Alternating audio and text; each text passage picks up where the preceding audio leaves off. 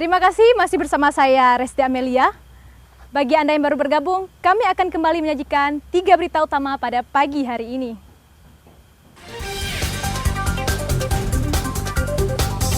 Puluhan anggota TNI Polri terjaring razia gabungan penegakan peraturan lalu lintas di Jalan Merdeka Lok Semaweng.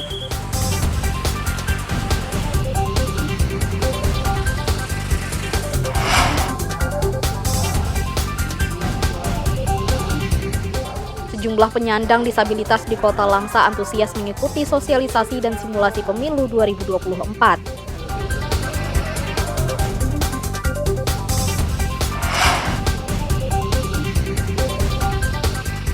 Di tengah maraknya sorotan terhadap program food estate, Menteri Pertanian Amran Andi Sulaiman menanam jagung di lahan milik TNI di Aceh.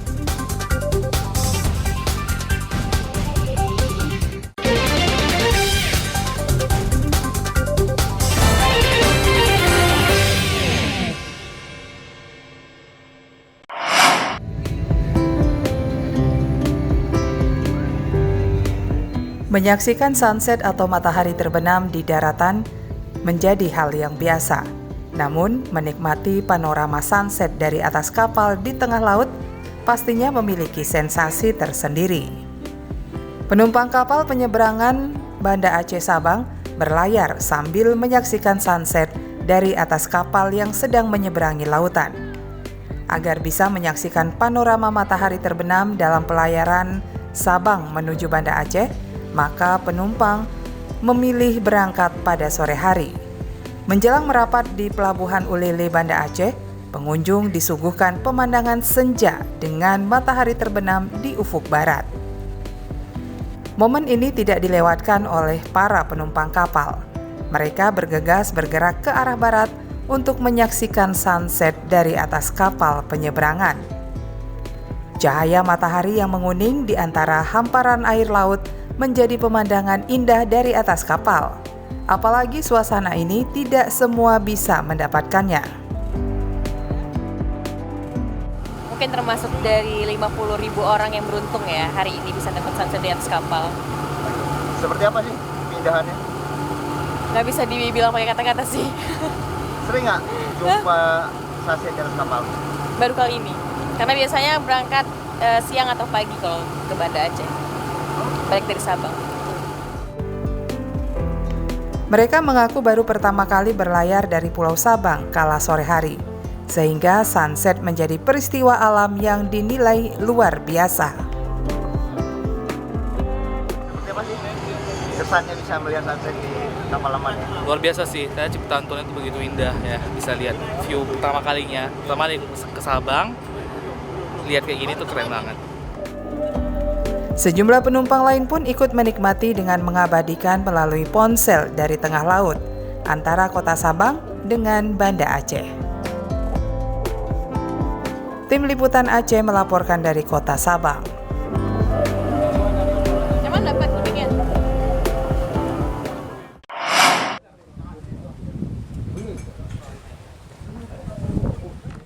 Dua nelayan Aceh terbawa arus laut hingga memasuki perairan Malaysia pada awal Februari 2024 lalu.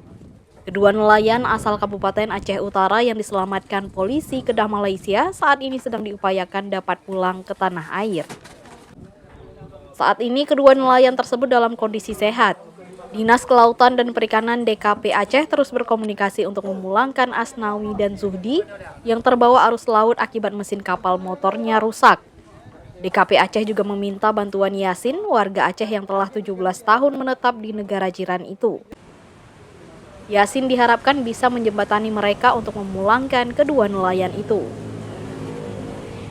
Jadi kita terus melakukan koordinasi. Yang pertama kita melakukan koordinasi dengan teman-teman Panglima Laut ya, biar menyampaikan kepada keluarganya. Kami juga melaporkan kepada Bapak Gubernur. Nah, selanjutnya kami melakukan koordinasi ke Kementerian Kelautan. Jadi saya langsung kirim WA kepada Pak Dirjen dan Pak Dirjen langsung menanggapi akan melakukan koordinasi. Nah, saya juga tadi sudah membuat surat. Ini kita coba upaya menghubungi langsung pejabat perikanan yang ada di Kedah Malaysia. Konjen RI di Penang, tempat kedua nelayan asal Aceh Utara ditampung, juga telah disurati. Kedua nelayan ini diharapkan dapat ditemui perwakilan pemerintah RI untuk dipulangkan. Asnawi dan Suhdi terbawa arus ke wilayah perairan Kedah, Malaysia 1 Februari 2024 lalu. Peristiwa tersebut terjadi akibat kapal motor rusak dan mati mesin. Setelah terkatung-katung selama 5 hari, keduanya akhirnya diselamatkan kepolisian perairan Malaysia. Tim Liputan melaporkan dari Banda Aceh.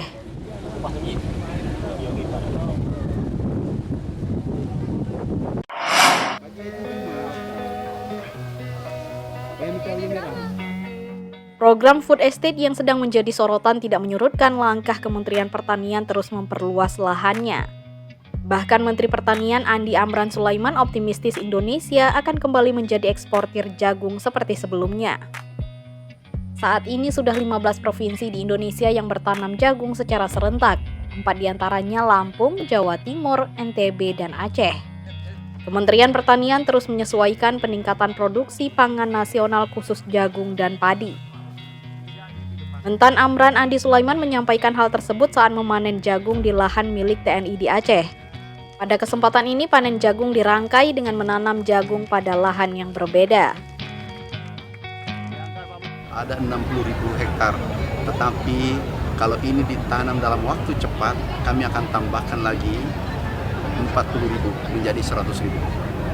40.000 itu adalah tambahan. Sekarang kita bantukan adalah 60.000 hektar untuk masyarakat Aceh. Nah kalau ini nanti selesai, yang jagungnya juga ada benih padi, nanti kita berikan juga.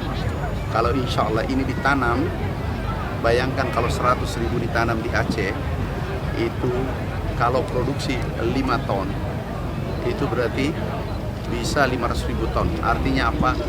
Aceh aja bisa menyelesaikan impor yang kita lakukan saat ini. Andi Amran menambahkan rencana impor jagung sebanyak 500.000 ton untuk pakan ternak tidak akan berlanjut jika lahan jagung di sejumlah daerah berproduksi.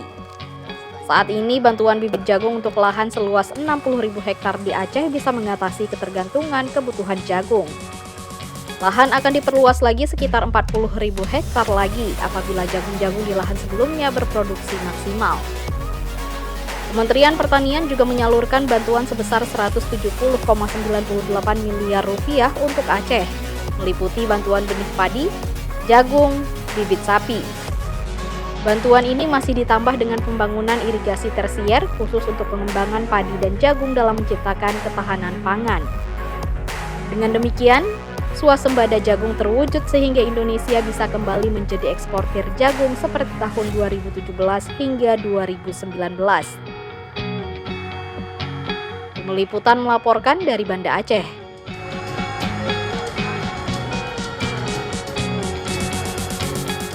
Saudara, informasi tadi sekaligus menutup perjumpaan kita pada pagi hari ini. Saya Resti Amelia dan seluruh tim redaksi yang bertugas pamit undur diri. Selamat beraktivitas dan sampai jumpa. Wassalamualaikum warahmatullahi wabarakatuh.